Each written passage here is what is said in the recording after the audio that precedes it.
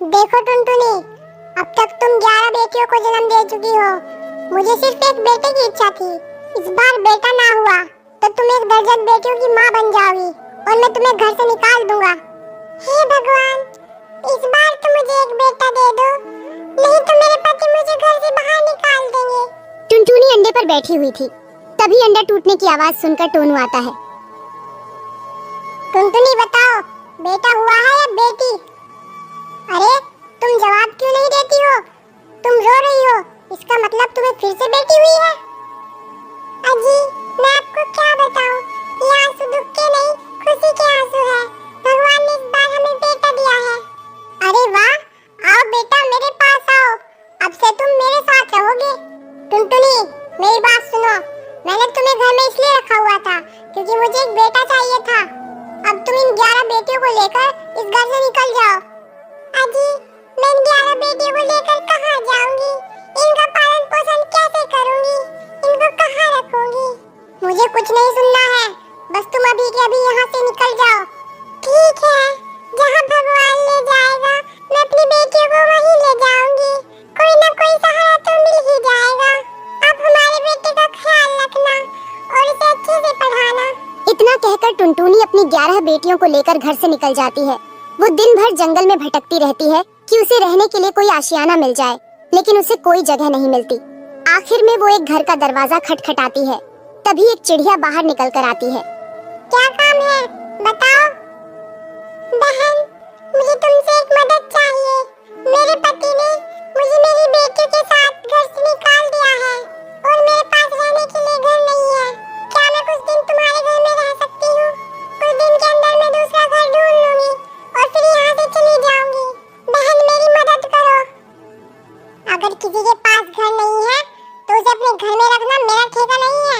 और वैसे भी तुम्हारी इतनी सारी बेटियां हैं, मुझे इनसे अपना घर गंदा नहीं कराना। लेकिन तुम्हारे पास एक रास्ता है, बताओ ना बहन, मेरे पास क्या रास्ता है? मैं अपनी बेटियों को कहाँ लेकर जाऊँ? तुम अपनी बेटियों को अमेज़न के जंगल में ले जाओ, वहाँ पर कोई पक्षी नहीं रहता और तुम्हें घर बनाने के लिए बहुत जगह मिलेगी और तुम्हें वहाँ खाना भी मिलेगा। लेकिन वहाँ कोई पक्षी क्यों नहीं रहता और वहाँ कोई खतरा तो नहीं? हा हा हा, अरे वहाँ कोई पक्षी इसलिए ही तो नहीं रहता क्योंकि वहाँ रहने में बहुत खतरा है। इतना कहकर चिड़िया वहाँ से चली जाती है। माँ, मुझे बहुत भूख लगी है माँ, मुझे खाना दो, नहीं तो मैं भूख से मर जाऊंगी माँ।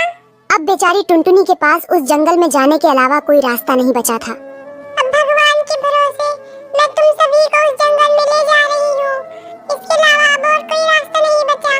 इतना बोलकर टुनटुनी अपनी बेटियों को अमेज़न के जंगल में ले जाती है। वहाँ उसे एक खाली घर दिखता है, वो सभी उस घर में चले जाते हैं। मोनी बेटा, मैं तुम सभी के लिए खाना लेने जा रही हूँ, मेरे जाते ही दरवाजा बंद कर लेना और चाहे कुछ भी हो जाए, जब तक मैं ना कहूँ दरवाजा मत खोलना। जब मैं लौट कर आऊंगी तो मैं ये आवाज निकालूंगी, मैं आई, दरवाजा खोलो। ये सुनते ही दरवाजा खोल देना। ठीक है माँ, जब आप ये आवाज निकालोगी मैं तभी दरवाजा खोलूंगी, लेकिन आप जल्दी ही लौट कर आना माँ। टुनटुनी जैसे ही खाना ढूंढने के लिए घर से निकलती है। आज तो खाने का काम बन गया, अब मैं इस चिड़िया के बच्चों को खा जाऊंगी। हा हा हा। चील दरवाजा खटखटाती है। लगता है कोई दरवाजे पर है, लेकिन माँ ने मना किया था कि जब तक मैं ना बोलूं दरवाजा मत खोलना, इसलिए हम दरवाजा नहीं खोलेंगे। ये लोग दरवाजा क्यों नहीं खोल रहे? लगता है मुझे इनकी माँ की तरह आवाज निकालनी पड़ेगी, तभी ये दरवाजा खोलेंगे।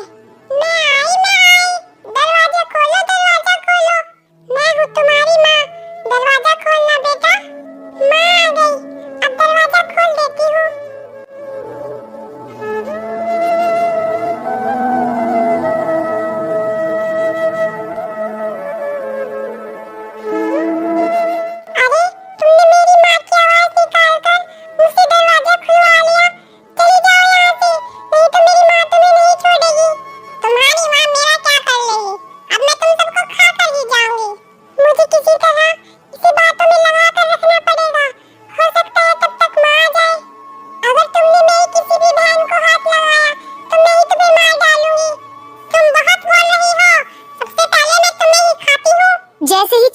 को खाने के लिए आगे बढ़ती है, तभी टुनटुनी वहाँ आ जाती है। रुको जी, खबरदार, अगर तुमने मेरी बेटी को हाथ भी लगाया, तुम मेरा क्या कर लोगी? मैं तुम्हारे सामने ही तुम्हारी बेटी को खाऊंगी। तभी टुनटुनी चील पर हमला कर देती है। दोनों में लड़ाई होने से चील की मौत हो जाती है और टुनटुनी घायल हो जाती है। मोनी बेटा, अब मेरे पास ज्यादा समय नहीं रहा। तुम्हारी सुरक्षा करने के लिए अब मैं नहीं रहूंगी, इसलिए तुम अपनी बहनों को लेकर इस जंगल से चली जाओ। ये जंगल तुम्हारे लिए सुरक्षित नहीं है बेटा। टुनटुनी इतना बोल ही रही थी, तभी उसकी मौत हो जाती है। माँ, आप हमें छोड़कर चली गई। अब हम आपके बिना कैसे जिएंगे माँ?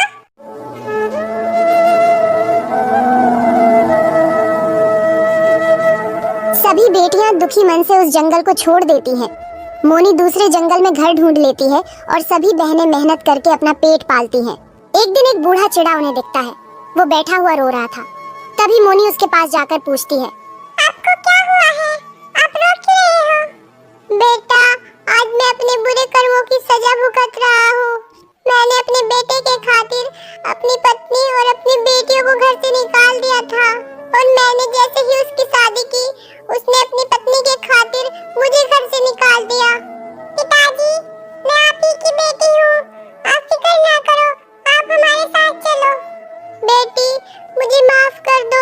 मैंने तुम सबको घर से निकालकर तुम्हारे साथ बहुत गलत किया था। पिताजी, आप हमसे माफी ना मांगो। आप हमसे बड़े हैं। चलो, आप हमारे साथ चलो। इतना कहकर मोनी अपने पिता को अपने साथ ले आती है और वो सभी मिलकर खुशी से साथ में रहने लगते हैं।